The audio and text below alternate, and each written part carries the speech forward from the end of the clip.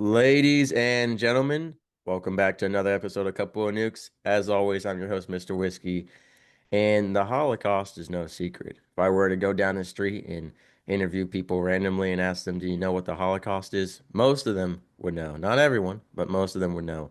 And if I asked them about what happened during it and even afterward, politically, they could answer those questions pretty accurately. But what if I said to them, what about the survivors, specifically their children and grandchildren?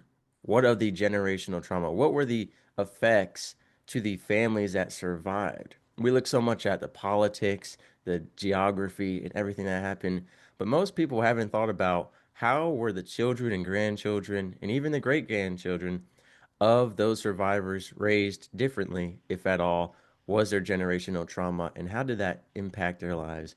But today we are here with a guest who did look into that because he was part of that group and he saw that there was not a lot of people talking about it. So he wanted to make a change, make an impact, and connect. And so we're going to talk to him today about that generational trauma and how it affected life and even maybe bring it back to some modern day happenings with anti-Semitism and a lot going on, and how that is playing a role into that generational trauma decades after the war. So, Mr. Willie Handler, great to have you here, and I'd love for you to tell us a little bit about yourself.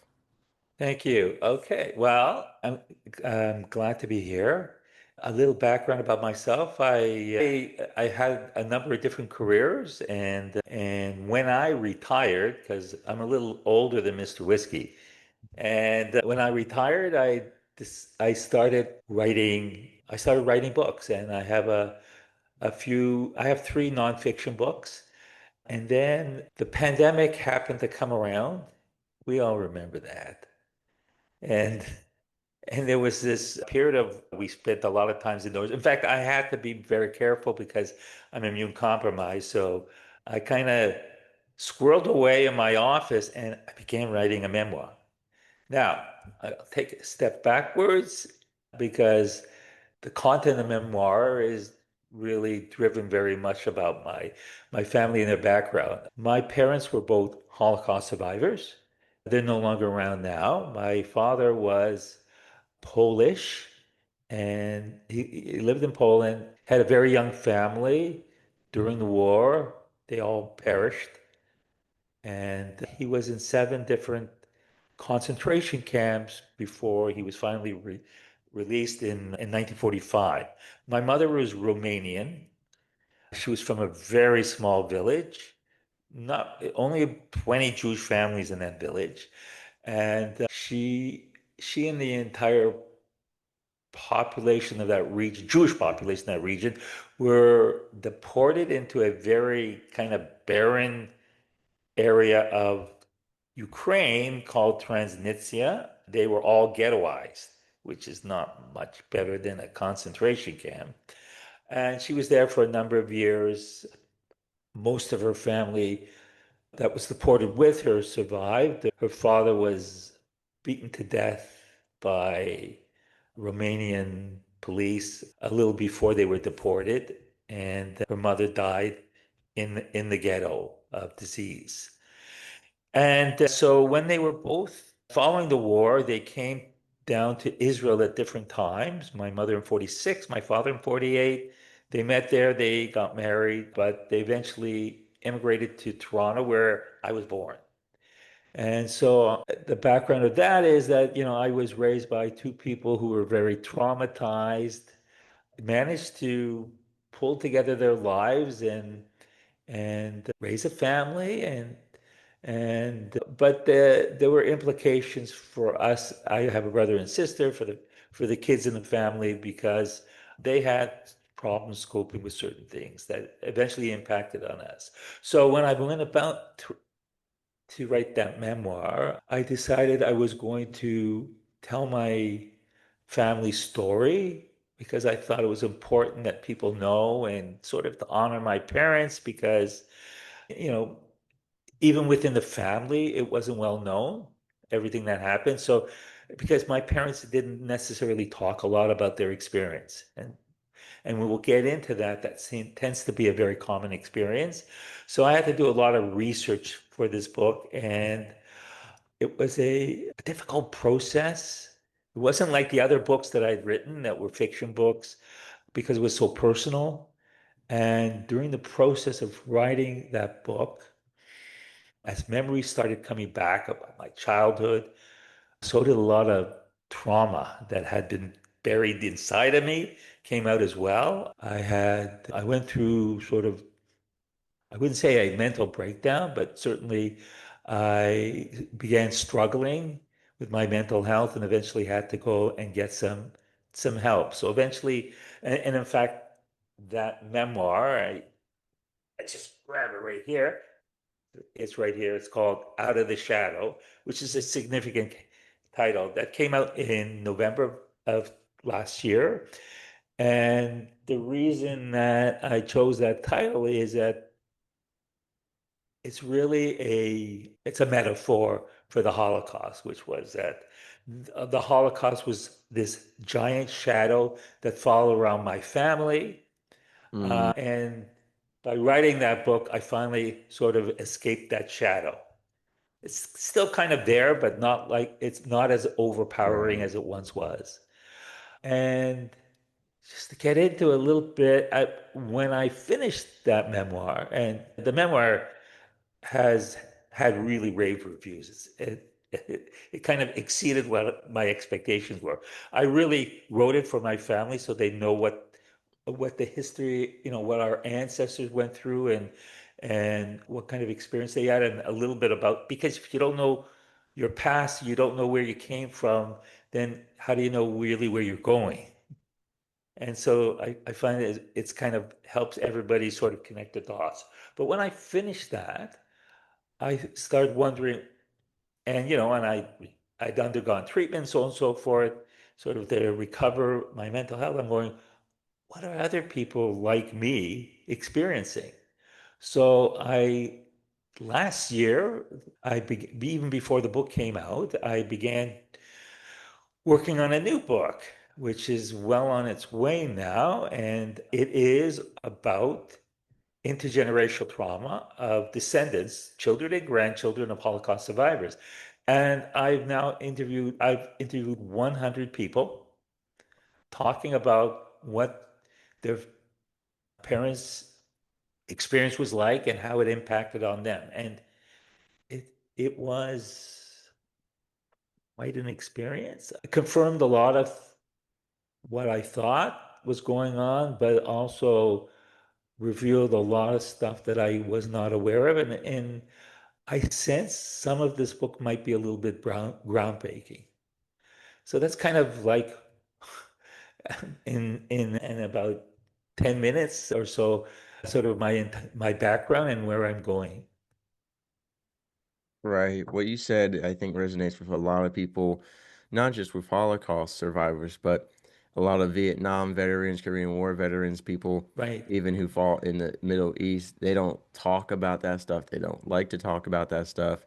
I know a lot of them didn't talk about it until right before they passed away. Some of them right, never talked about it, and some of them exactly. have written about it, and some of them have not. So I think it's the same way. But you reminded me of Psalms 102:18, which says, "Let this be written for a generation, the later generations, so people not yet created can praise the Lord." And I think it's important, like you said, that family history, that personal family history. And we have a lot of history books on the Holocaust, but I think having that personal touch, looking at that trauma and how it affected people is such an important aspect of it as well. Just like, I'd love to know how did the Vietnam veterans, how did they raise their kids in differently? Because I remember even my father spoke of it was either his grandmother or great grandmother lived through the Great Depression and it Hmm. changed how she saved money, how she lived life. And that's one of the first questions I want to ask you, which was, you know, your parents obviously went through a lot of hardship and a lot of times that were financially straining both during and afterward. Did they become very, frugal people? Were they scared of losing everything again? Like, how did it affect the way that the things were ran financially and materialistically in a household? Well, when I was born, we were poor. My parents, I was born months after they arrived in Canada with essentially nothing. And but within a year, they had purchased a home. It was kind of like a semi-detached home, and we lived on the first floor, and they rented out the rest of the home, and that's basically partly how they could afford to, to even own the home. I should say that house was only about $3,000. So homes are a little bit more today. Yeah. And but yeah, my father was extremely frugal and even beyond when he needed to be, maybe. And there was a when whenever my mother went shopping, he'd come along and very often, and the term I used to he used to tell her all the time, "medarfnish," which is Yiddish for "we don't need it." That's a common phrase when they were shopping. So for him, you needed just the bare necessities. And also, and I think this is reflected of his experience in the war, he kept money and valuables hidden in the house. There might be, it might be in a light fixture or or sewn into curtains, even. Wow. Yeah.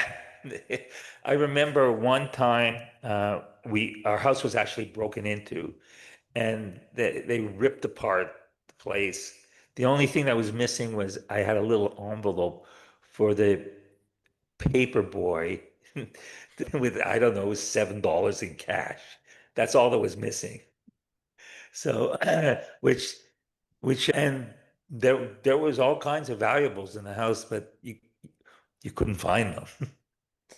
So yeah, that was kind of a part of our life, and he was always very, very frugal. And I sort of I can't really blame him, although it was at times it was very irritating.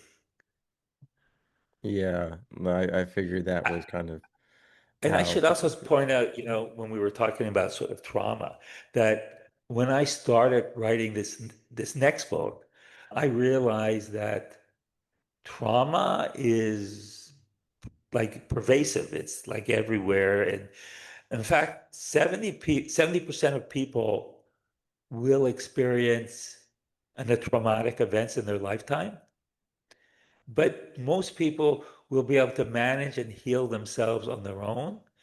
It's only a small percentage, 5%, maybe a little bit more, that develop post-traumatic stress now. And so And so when you look at Vietnam vets and maybe people from other wars or people who've gone through the Depression, so on and so forth, all these kinds of things have been forced migration, things like that. There are a lot of people I could have interviewed, but I stuck to the kind of people that I knew because when I sat down to do those interviews, there were a lot of very personal questions.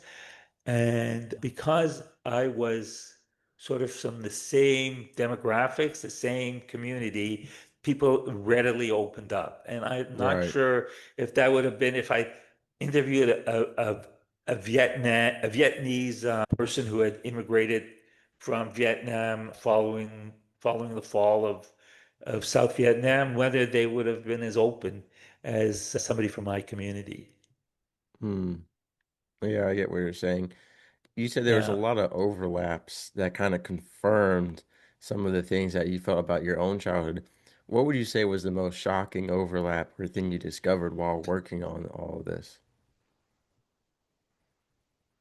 Was a couple things. Maybe the big first thing that I started to realize was, wow, so many of those Holocaust survivors never told their children much of, if anything, but often very little about their experience. They may have, and until maybe later in life, and in some cases, not even then. And so, what that, but people want to know. Hmm. Uh, and and I know in my case, I wasn't very comfortable asking because if I would ask my father too much, he would actually break down and cry.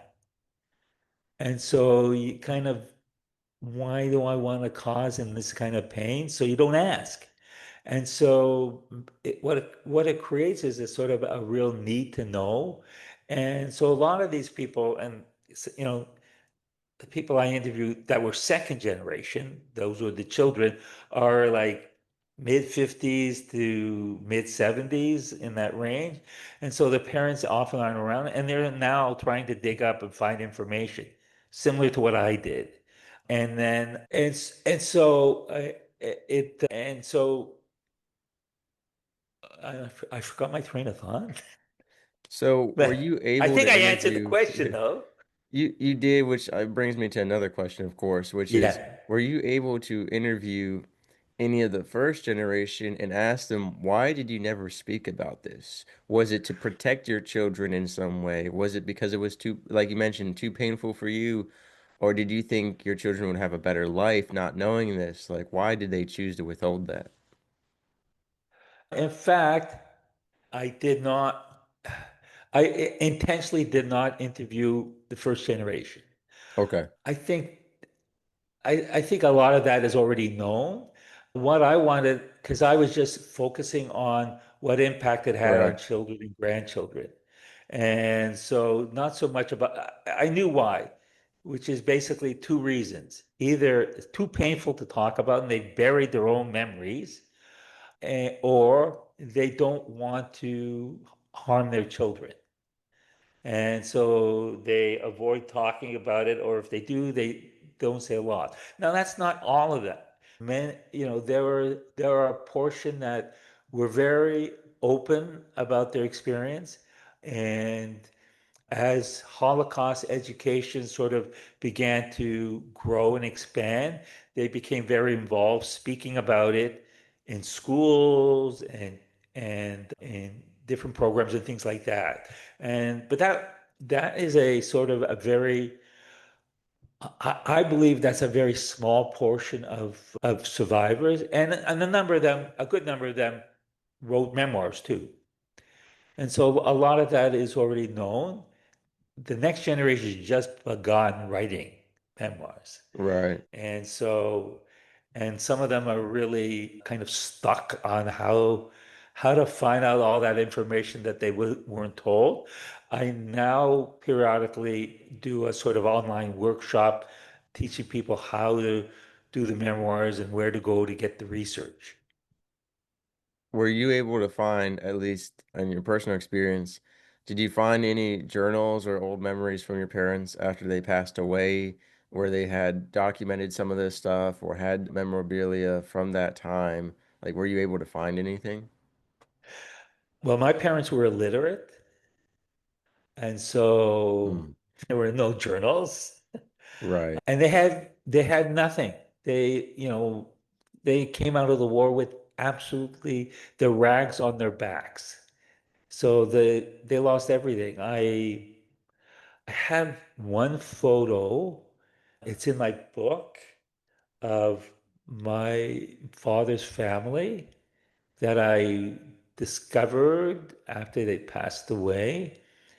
And I have no idea how it survived the war.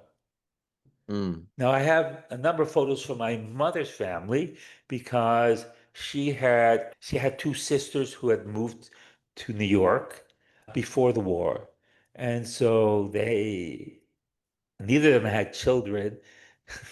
So I actually inherited all those photos. So I have a whole bunch of photos, so including family from Romania. But on the Polish side, almost nothing. Those who survived came out with nothing.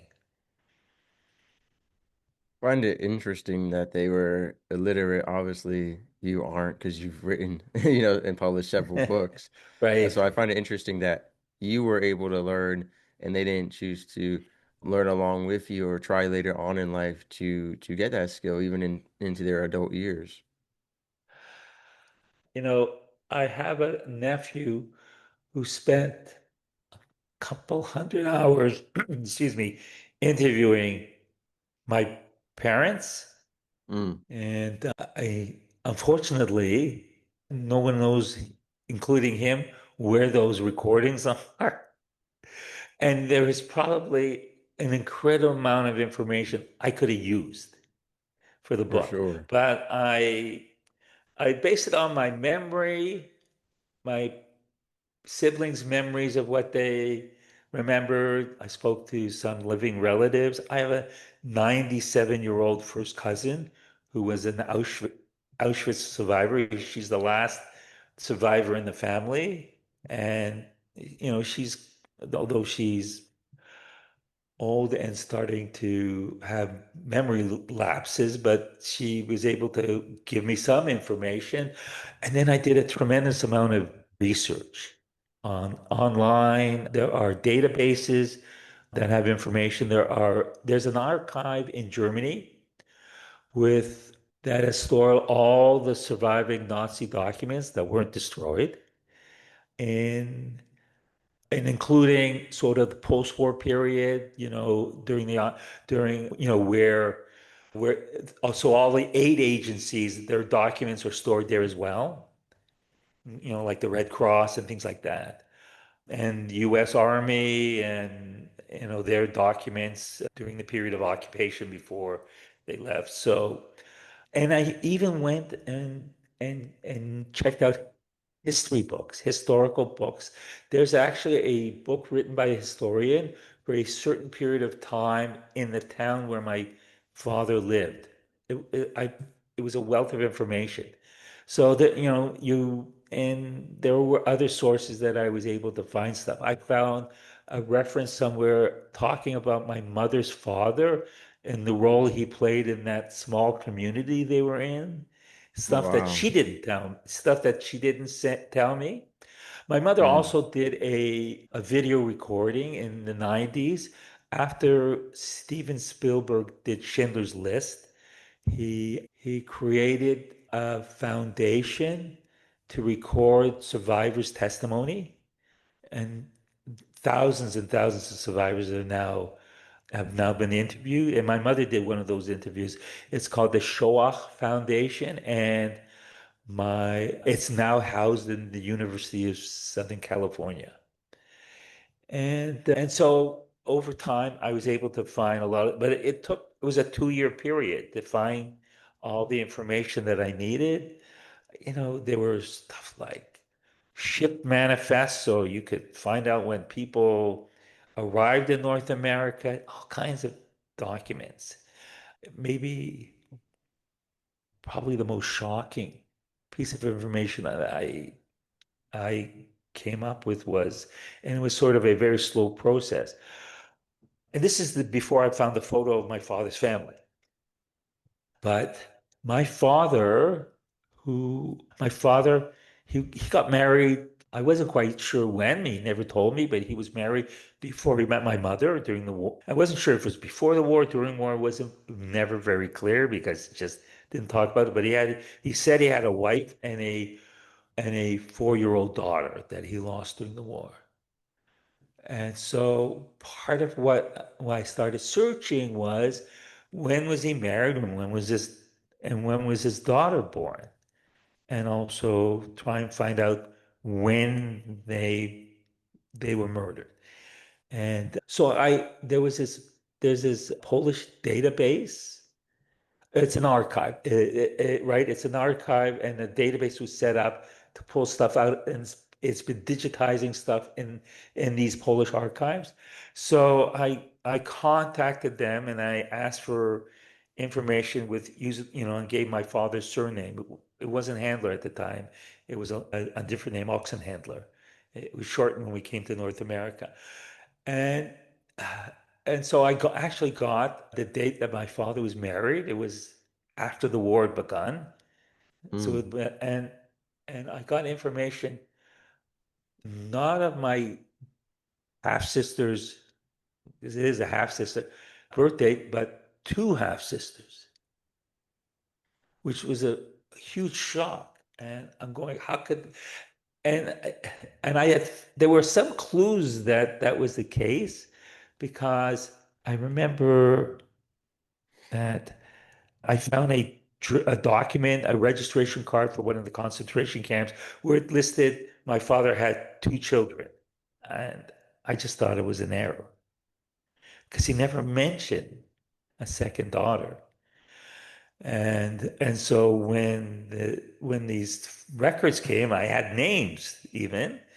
I was shocked, and I'm going, how could that be? Then sort of kind of realized, well, I speculate maybe he was taken away before she was born. He never even met her or anything like that. And then in 2022, I went to Poland, and I actually I actually saw the original records. They're handwritten in ledger books. And I went to the town where he lived, and they pulled it out of the archives, and I looked, and he'd signed the birth registrations.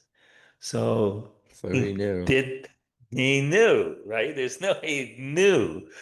And it was kind of very obvious that he just buried that memory. And because I remember when I first found the photo, I'm going, I couldn't figure it out.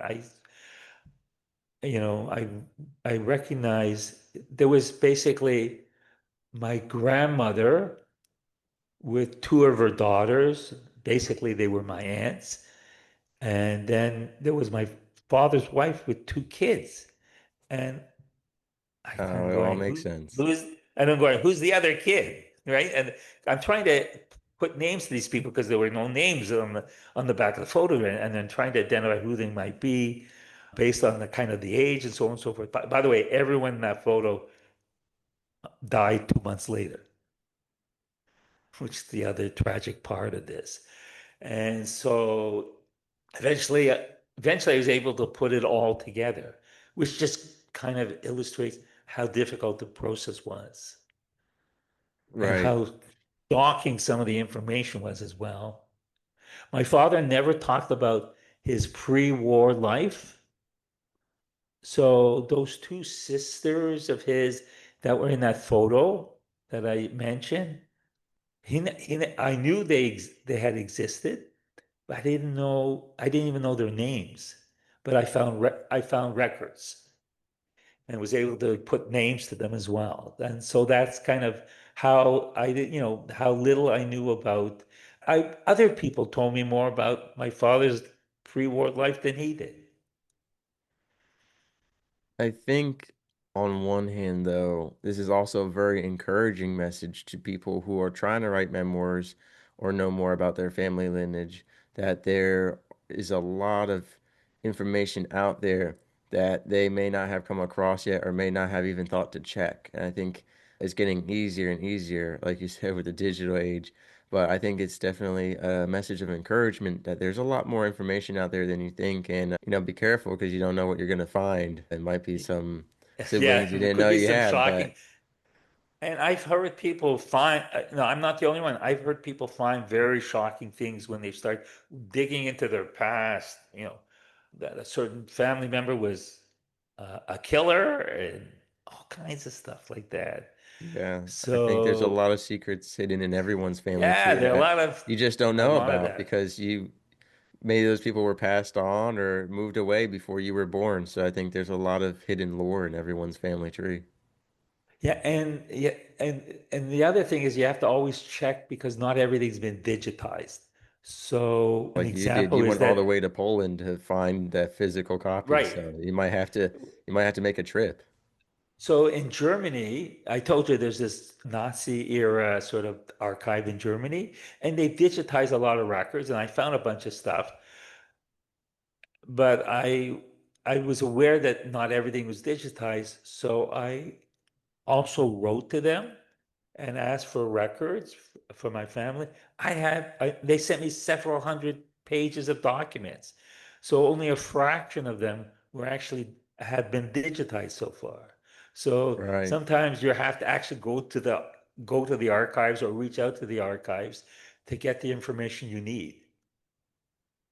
Yeah. So, we've kind of addressed it a little bit, but just as we begin to wind this episode down, why is it important to have the stories of the second and third generations of the Holocaust, survivors. Why? Obviously, we know why it's important to you and your personal mission with it, but why is it important to other people? Why is it a book not just for the survivors, but for everyone? Okay, and so the reason that I'm writing this next book, which is it's quite an undertaking, it's a lot harder than I thought it would be. I actually have 4,000 pages of transcripts that I have to pull together to put into a book, and it's a bit Right. of a nightmare. But the reason I'm doing it is that there's very little, and I'll sort of step back a bit. The title I've chosen for the book is almost self-explanatory. It's called The Hidden Victims because people who have undergone severe trauma and may have PTSD, they're passing that on in many cases genetically to their offspring because people may not realize, but trauma can change your genetic material and gets buried in your body and in your genes and can be passed on. And so there's a lot of interest in this book because people want to know about how other people have coped with it, how they've been able to manage with it, and just to be aware that there's other people because it's not something that's talked about. And again, people who are people, I've had people reach out to me are interested in the book, and they're not necessarily survivors of Holocaust. They're not, sorry, descendants of Holocaust survivors. They have their own family histories with trauma. And so kind of the stories are specific to Holocaust survivors' families, but the message and how it migrates to each generation is universal. And so there will be a lot of interest when this book comes out. And so that's kind of the message is that there's a lot of trauma that gets passed on, and probably the best way for people to deal with that trauma is to be open about their experiences, their families' experience, and share those stories. Those sharing those stories and talking about it is very much healing. And so when I say I went to a therapist, and what did I do? I just talked about my experience, my emotions, all this stuff, and it was very cathartic. And so you don't have to necessarily go to a therapist but talk to other family members, talk to your friends, talk to your children, talk to your parents. But the best way to stop that transmission is for people to be open about what they're feeling and use that to help heal themselves.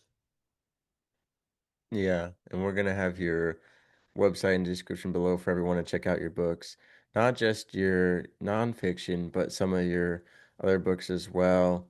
I know I was looking through your work and the title that really stood out to me was Loved Mars, Hated the Food.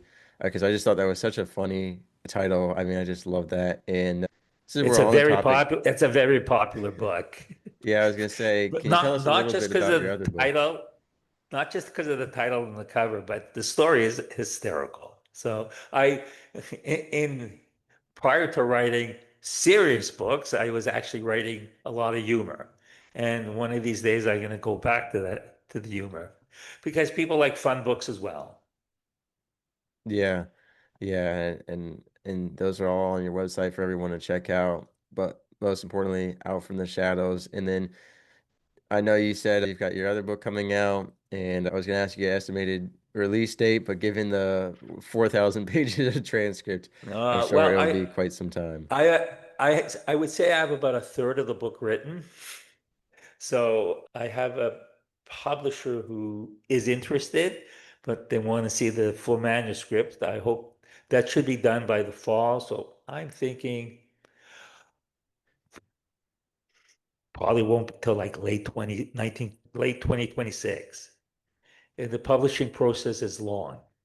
Yes. Yes, it is. So it's gonna be a while, but my memoir talks a lot about I would say a quarter to a third of the book is talking about intergenerational trauma. And so there's, in fact, a lot to learn there. And so the next book is basically taking that part of the book and expanding it to include other people, not myself. Right.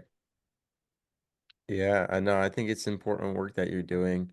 I think that, focusing on, like you said, so many people have interviewed the Holocaust survivors themselves or have made documentaries, movies, books, but no Yeah, one's taken a moment to say, hey, how did this affect the children and the children's children on both that, subconscious level and both in their lifestyle? And I think it's yeah. really important to bring light to that. I should point out, I didn't mention this, but and you asked you know, what was one of the things I discovered. So 20% of the people that I interviewed were grandchildren of Holocaust survivors. I was expecting, well, with each generation, kind of the sort of the symptoms of trauma kind of starts to diminish. Mm, I didn't find that. Not at all. And and the book talks about why. We'll talk about why it's not any different. It's because right. when before I started the book, I did a little bit of reading, and that was the impression I got. So that's an interesting thing that this stuff, if you don't do the kind of things to start healing yourself, just gets passed on to the next generation. And it'll go, if you look at the experience of American Black community, which they were all traumatized at one point as slaves, their ancestors, I think, I think the signs of intergenerational trauma is quite obvious in that community still.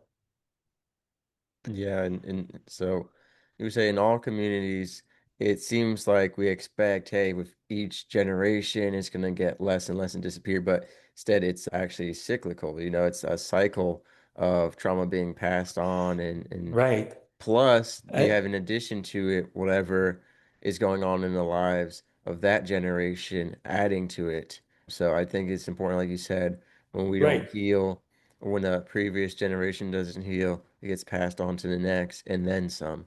So that is Right. definitely interesting because, like you said, most people would expect, hey, the grandchildren by that point, the Holocaust doesn't even seem real to them.